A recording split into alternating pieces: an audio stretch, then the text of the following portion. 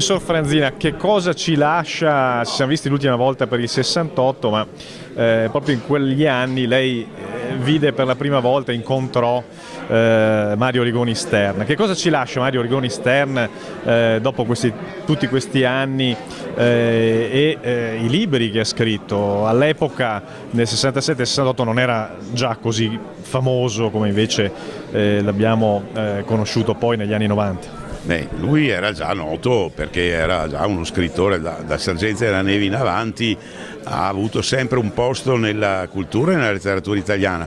Adesso che da 10 anni non c'è più, questo posto si è molto ingigantito perché si vede una figura di scrittore, di letterato e di uomo soprattutto, che ha saputo contemperare tutta una serie di esigenze, alcune delle quali, specie ne parliamo qui oggi ad Asiago, no? Hanno a che fare col nostro destino futuro. Tutte le questioni relative all'ambiente, alla natura, fortuna sua che non ha visto i disastri che sono capitati di recente, nelle sue opere si ritrovano, da Arboreto Selvatico al Bosco degli Urogalli in su.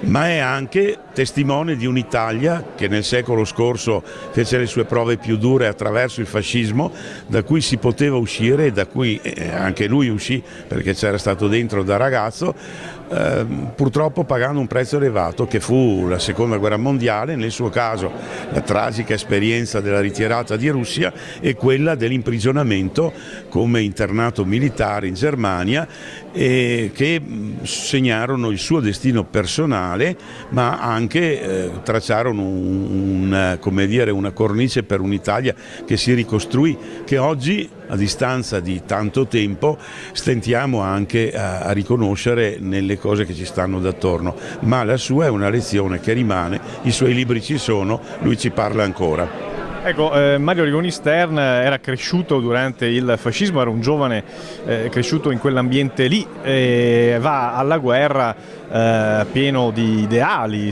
che era, insomma, sostenuti da quell'ideologia.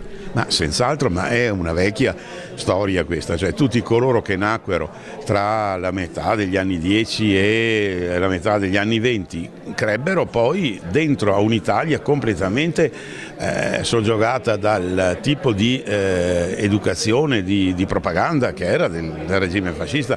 Non si poteva pretendere alla volta dello scoppio della Seconda Guerra Mondiale che fosse autonomamente spuntata in loro una coscienza che poteva esserci in alcuni se erano di famiglie rimaste saldamente sulle posizioni, ma ce n'erano molte che in privato lo facevano, non fu di tutti e la maggior parte anzi ebbe questa educazione fascista e scoprirono che cosa il fascismo fosse attraverso le esperienze traumatiche della guerra. Naturalmente l'onestà intellettuale e la moralità di uomini come Rigoni Stern si misura anche attraverso questa transizione. Non è una questione di chi cambia bandiera o casacca, è tutta un'altra cosa, è una presa di coscienza, è una consapevolezza e di questo lui eppure ha reso testimonianza.